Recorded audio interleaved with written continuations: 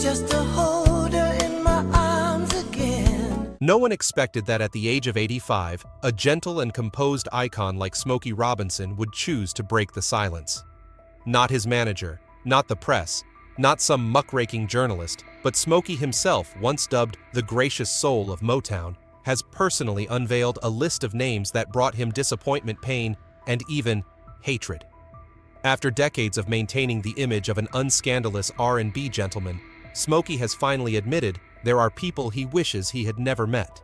That list is more than a record of conflicts. It is a narrative of an artistic battleground where behind the stage lights lie relentless struggles and rivalries. So who tops that blacklist, and why has he chosen to speak out now? Let's find out. Diana Ross. When feelings can't hide an artistic wound. At 85, when Smokey Robinson unexpectedly opened up about those who had deeply disappointed him, the name Diana Ross emerged not as part of some explosive scandal, but rather as the echo of a long-suppressed emotional aftershock. And the reason, in truth, didn't begin on stage or in the studio. It stemmed from something far harder to define: feelings. Smokey once called Diana the closest woman I've ever known. They started out together at Motown, struggling side by side to rise within the harsh realities of the black music industry at the time. But what they shared wasn't just a journey, it was also a romantic relationship that lasted nearly a year, according to Smokey himself in a 2023 interview with The Guardian. At the time, he was married to Claudette Rogers, a member of the Miracles, while Diana was on her way to becoming Motown's #1 superstar. He admitted that their love was beautiful, profound, and ill-timed. Both carried within them responsibilities and ambitions larger than the relationship itself. When they decided to end it, Smokey described it as being out of respect for Claudette and for Diana herself.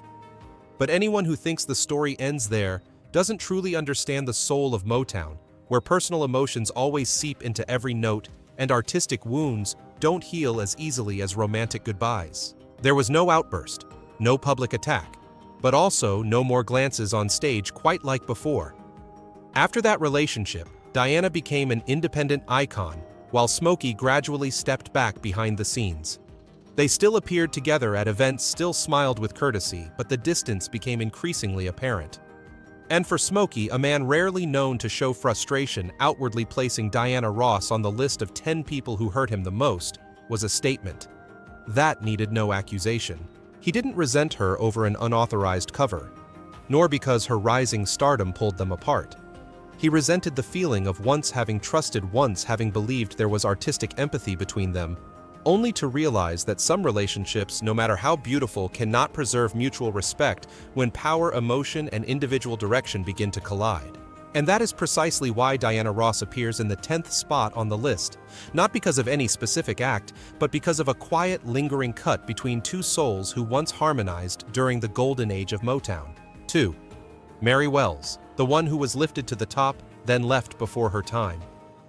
When it comes to Mary Wells, Smokey Robinson can't hide his regret, but beneath that regret lies a deep, quiet anger. To him, Mary wasn't just a singer. She was the voice that first carried Motown beyond Detroit and onto the national stage. More than anything, she was the little sister whom Smokey had poured his heart into mentoring, supporting, and trusting. Smokey Robinson wrote and produced nearly the entire breakthrough album for Mary Wells, including the 1964 hit, My Guy. That song not only brought Mary to the top of the Billboard Hot 100, but also marked the first time a Motown track reached white audiences across America. To Smokey, it was a moment when he and Mary stood shoulder to shoulder, older brother and younger sister, fighting to assert black voices in an industry dominated by names from New York and Nashville. But success can be a double-edged sword. Mary Wells, then only 21, was suddenly courted by a slew of major labels.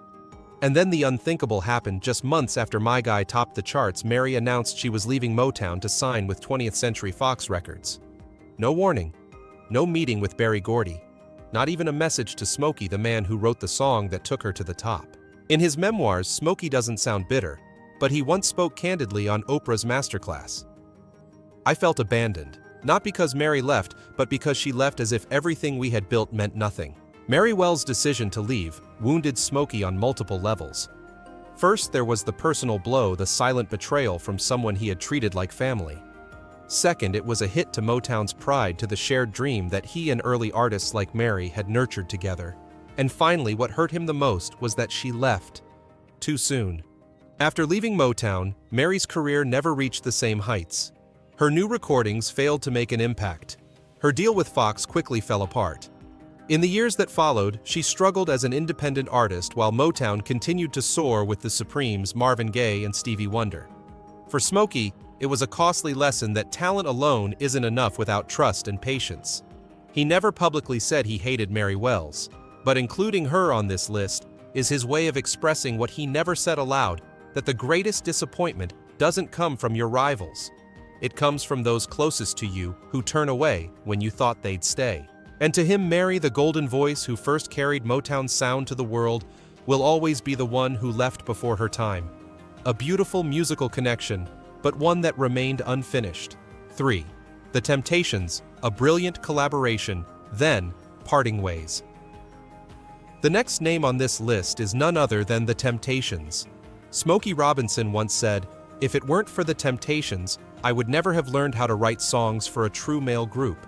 And if it weren't for Smokey, the Temptations might never have soared so brightly in their early years."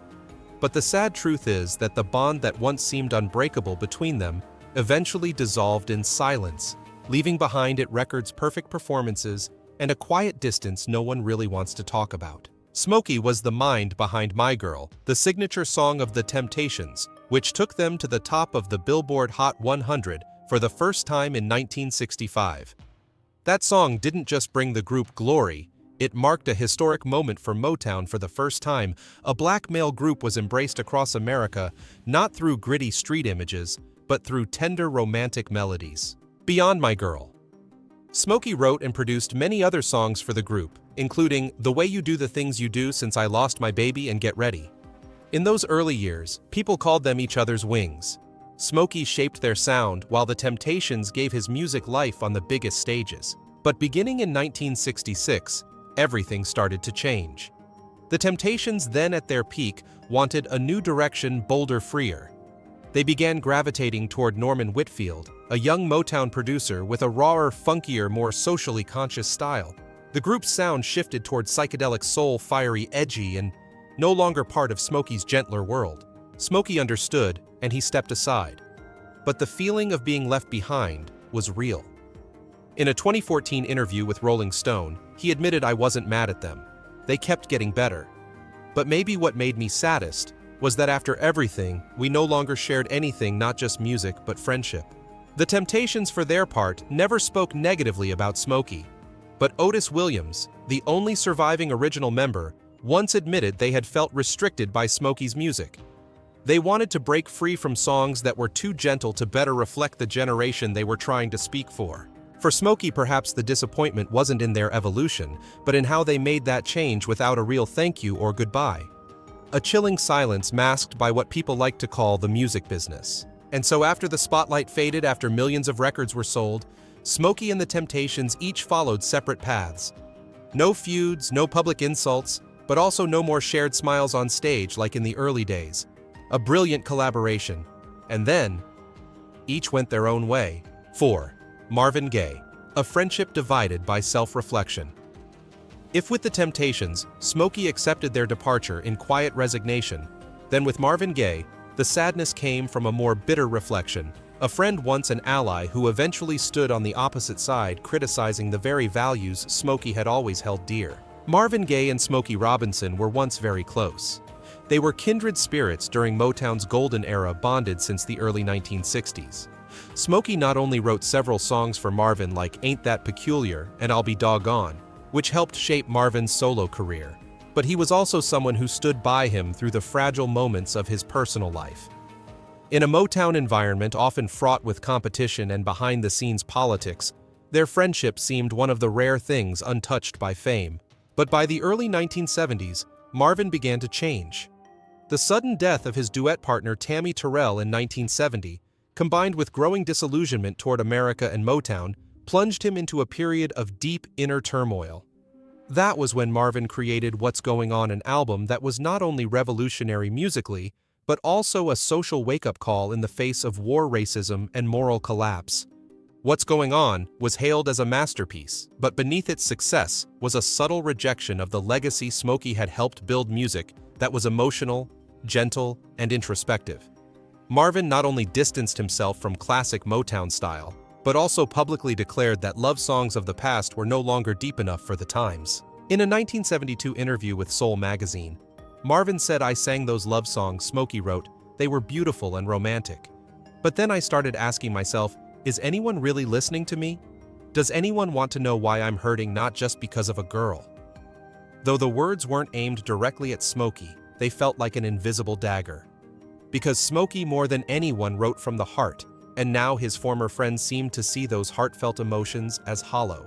In his memoir Inside My Life, 1992, Smokey didn't say much about Marvin, but he left behind one quiet line: "I'm very proud of Marvin, but sometimes I wish he had come back and said, I still value what we created together." Later, Marvin moved to Europe, consumed by loneliness and addiction. They rarely saw each other again. It wasn't until 1983, during Motown's 25th anniversary concert, that Marvin and Smokey shared the stage one last time. There was no longer the closeness of the old days, just a polite embrace between two men who had once loved each other deeply. 1 year later, Marvin Gaye was shot and killed by his own father. Smokey, though he said little publicly, was seen quietly seated in the front row at the funeral. A beautiful friendship then divided. Not by scandal, not by betrayal, but by growth in opposite directions. And sometimes that's the kind of heartbreak that hurts the most. 5. Berry Gordy, a best friend, but also a power counterbalance. If Diana Ross was the most favored star at Motown, then Berry Gordy was the sun that lit the entire empire. And to Smokey Robinson, Berry wasn't just a boss, he was a close friend, a mentor, someone who entrusted him with one of the most important roles in the Motown machine from the very beginning. But that very friendship, through years of highs and lows, also left behind more than a few scars, especially when personal ties had to contend with power. Smokey met Berry Gordy in the late 1950s when Motown was still just a small dream in Detroit.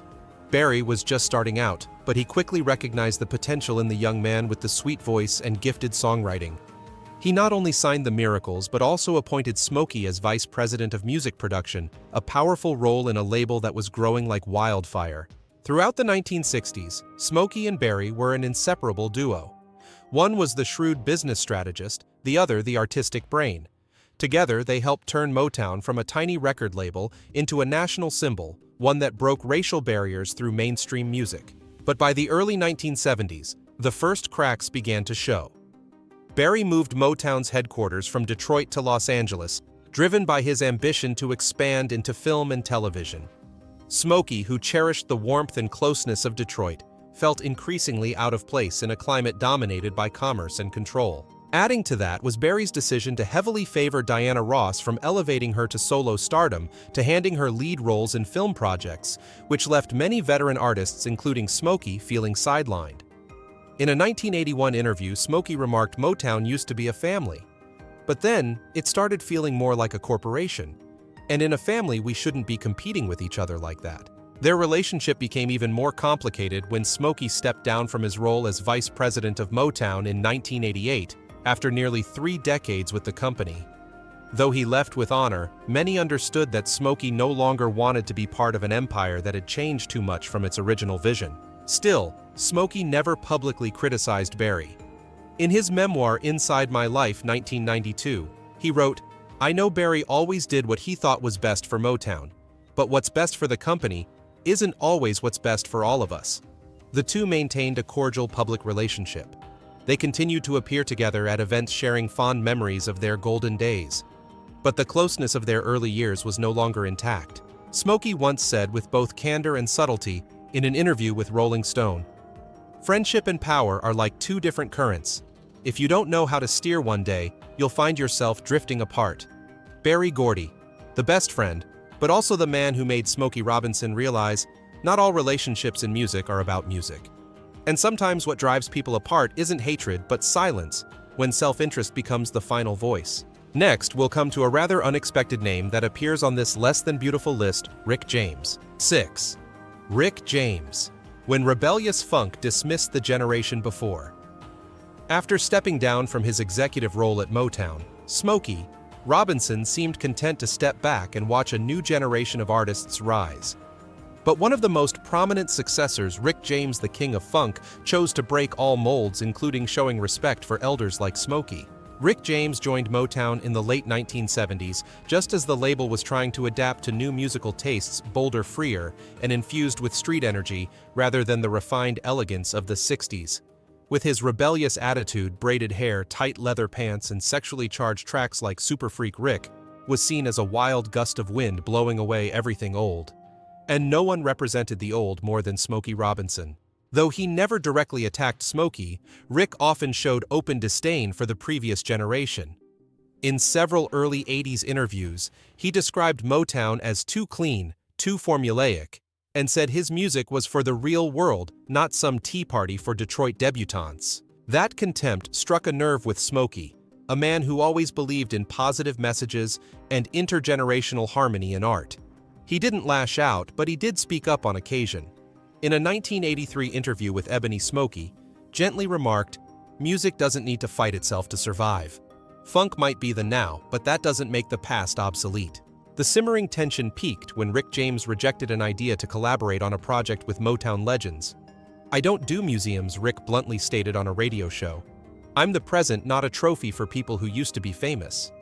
Though he didn't name Smokey, it was clear he was dismissing an entire generation, the very foundation on which Motown had been built. Later in his 1989 memoir, Glow, Rick stuck to his stance. Smokey writes music for dreamers. "I write for people who have to live real life. No apology, no reconciliation." Smokey, as usual, held no grudge. But in a rare moment of openness, he told NPR in 2002, "I've always welcomed new voices. But when they try to be louder by stepping on others, they don't understand that it's those very steps that allow them to stand tall." Rick James, never an enemy, but a symbol of a generation that didn't want to show gratitude. And for Smokey, sometimes the deepest pain for an artist isn't being forgotten, but being treated as if they never mattered by those who inherited their stage. 7. The Four Tops, a gentle collaboration but lacking depth. Amid the many dramatic relationships Smokey Robinson experienced, the Four Tops appear more like an unnameable silence. Not combative like Rick James, nor ambiguous like Marvin Gaye, this group, though, from the same era, same label, and sharing the Motown spotlight, always maintained a polite, quiet distance that left behind a lingering sense of incompletion. Smokey once shared, "I never really understood them. Not because of conflict, but because there was never enough glue between them to create anything truly profound." The Four Tops were one of Motown's foundational groups, led by the powerful voice of Levi Stubbs and backed by hits like "I Can't Help Myself" and "Reach Out, I'll Be There," largely written by the trio Holland Dozier Holland. Their sound was defined by grit and strength, a near opposite to Smokey's signature gentle emotional style. And perhaps that contrast created an invisible line. Though they shared stages and dozens of dinners, the bond was never deep enough to be called an artistic kinship. Smokey did write a few songs for the Four Tops, including Stillwater Love in 1970, but the collaboration never achieved widespread success. He once described working with them as interesting but lacking harmony. In a 1998 interview with Rolling Stone, Smokey said, "I could write dozens of songs for Marvin the Temptations or Mary Wells just by listening to them talk. But with the Four Tops, I couldn't hear an inner voice." Levi Stubbs, the sole voice of the group, was also notoriously private. He avoided deep conversations with fellow artists, preferring to let music speak in place of personal expression. Smokey, who deeply valued emotional connection in his songwriting, felt out of place working with a group that was technically flawless, but lacked a shared artistic soul. He once described the experience: "They came into the studio, sang with perfect accuracy, stayed on schedule, and then left. No coffee, no talks. That was it." Though no arguments ever took place, the emotional distance still left a void. Smokey never expressed dislike for the Four Tops, but he also never offered them the kind of warm praise he reserved for the Temptations or Marvin Gaye. In his memoir, Inside My Life, he mentioned the group only once, referring to them as fellow travelers who passed by without leaving a lasting mark. And perhaps that's why they appear on this list of people I was never truly close to, even under the same roof. Not out of animosity, but because between them, there was never a shared rhythm deep enough to call friendship. In the emotionally rich world of Motown, Sometimes indifference is the most courteous form of dislike a gentleman like Smokey Robinson can admit. 8. Norman Whitfield. Two songwriting generations in contrast. After the many fractured relationships within Motown, Smokey Robinson entered a new phase of his career, one in which the very heirs and rising talents under the same roof began to emerge as his creative counterweights. And no one represented that new generation more clearly than the name Norman Whitfield. Whitfield was a bold producer and songwriter who redefined the Motown sound in the late 1960s and early 1970s. While Smokey built his legacy on tender lyrical love songs like My Girl and Ooh Baby, Baby Whitfield came forward with a powerful, funk-infused psychedelic soul style as heard in Papa Was a Rollin' Stone and Ball of Confusion. From the start, their artistic philosophies stood in sharp contrast. Smokey pursued romance, lyrical minimalism, and emotional depth. He believed music was an intimate conversation from heart to heart. Whitfield, on the other hand, sought to stir the spirit through complex arrangements, pounding drums, and politically charged, socially conscious messages. Though they never publicly clashed, there was always a quiet rivalry between the two, especially as Whitfield took over producing new hits for The Temptations, a group once firmly in Smokey's songwriting domain. It was Smokey who had written My Girl, the iconic song that launched the group to stardom. But once Whitfield stepped in, their sound shifted entirely edgier, more experimental. Smokey never directly criticized Whitfield in the press, but in a 1984 interview with Ebony, he said Motown is always changing, and sometimes music stops being a love letter and becomes a stage for experimentation. It seemed a neutral comment, yet in the context of the shifting creative control, many saw it as a subtle nod to Whitfield. On the other side, Norman Whitfield didn't hide his pride in having successfully reinvigorated Motown style. In private conversations, those close to him said Whitfield considered Smokey's style beautiful, but outdated, suited to the early Motown days, but no longer reflective of a world rocked by civil rights war and cultural upheaval. The irony is that despite their differing visions and approaches, both men played key roles in shaping two distinct eras of Motown. Smokey represented the tender, soulful beginnings. Whitfield embodied a more mature, layered, and daring Motown sound. In a 2006 interview, when asked whether he ever felt replaced by Whitfield, Smokey simply laughed and replied, "We wrote for two different worlds. I wrote for the first date. Norman wrote for the argument that came afterward." A half-joking, half-serious remark, but it revealed that while there was no resentment, Smokey always maintained a respectful distance from the talented yet opposing figure who followed him. And on his list of 10 people he found hard to fully love, Norman Whitfield stands as the perfect symbol of a collision between two musical souls, one refined, one rebellious, who shared the same Motown house, but never the same heartbeat. 9. Rick James, a clash of eras between the past and present passion. The next name is none other than Rick James, not a continuation, but a cultural explosion in opposition to Smokey Robinson's generation. If Norman Whitfield evolved Motown from within, Rick James shattered its templates from the outside. There were no direct attacks, no explicit conflicts, but between them lay the undeniable distance of two eras, one built on polish and refinement, the other on rebellion. And that distance alone was enough to ensure the two would never truly belong to one another. Smokey was the Motown of the 1960s, where love was written in gentle whispers and sung in voices smooth as velvet. Rick James, by contrast, became the face of late 70s and early 80s Motown, a time of funk-raw sexuality and flaming, unruly artistic egos. Rick himself once said in a 1983 Rolling Stone interview, "I don't make music for daydreams. I make music for real people with real desires living in a real world, none of that baby, baby, please old Motown stuff."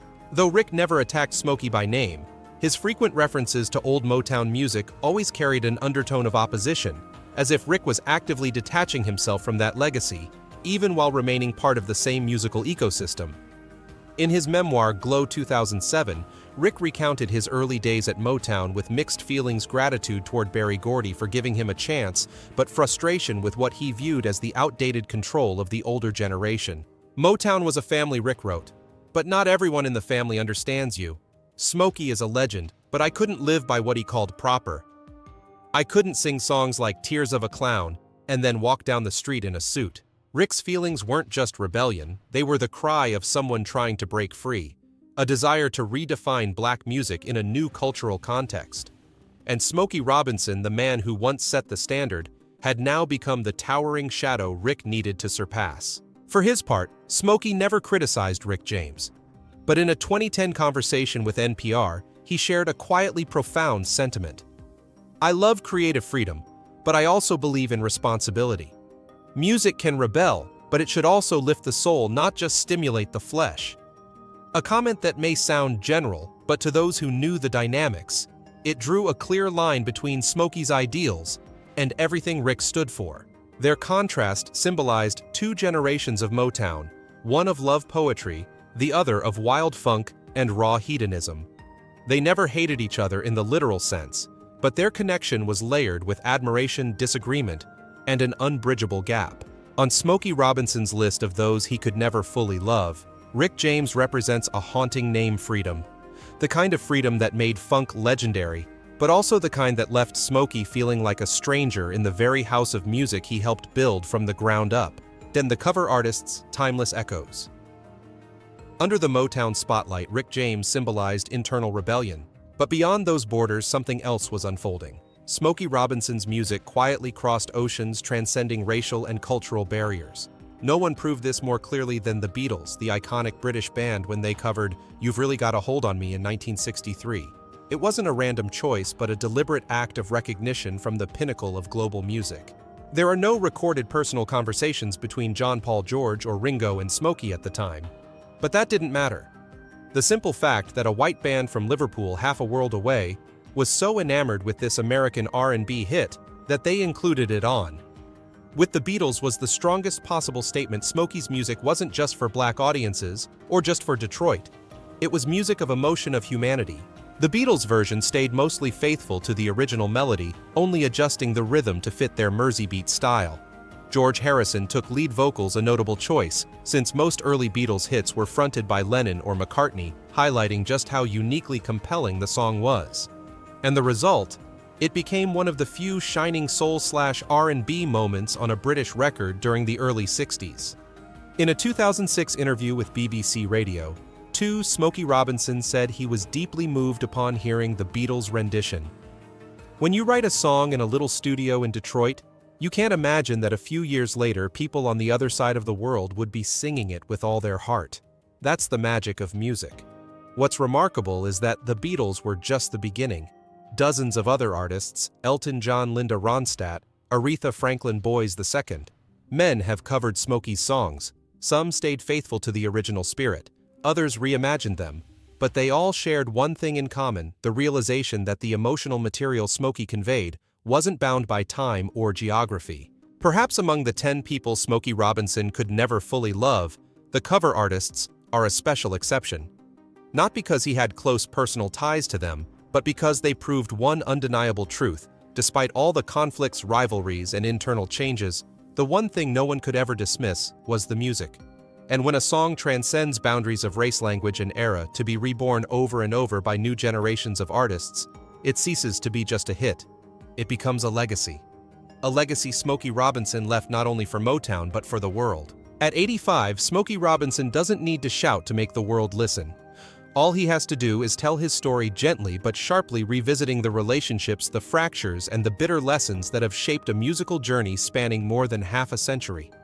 His list of 10 people he could never fully love is not an indictment, but an honest portrait of love, betrayal, power, and passion, all written in musical notes. And if you found that journey as compelling and emotional as we did, don't forget to follow the channel. Ahead, we'll continue uncovering both the shadows and the light within the world of legends. Let's keep the flame alive for the untold stories of music. All data, analysis, and commentary in this video are presented based on information available at the time of production. The content is subject to change over time and should not be considered a definitive forecast. There is still so much more to explore: stories of resilience, legacy, and truth. Feel free to dive into some of our top recommended videos now appearing on your screen.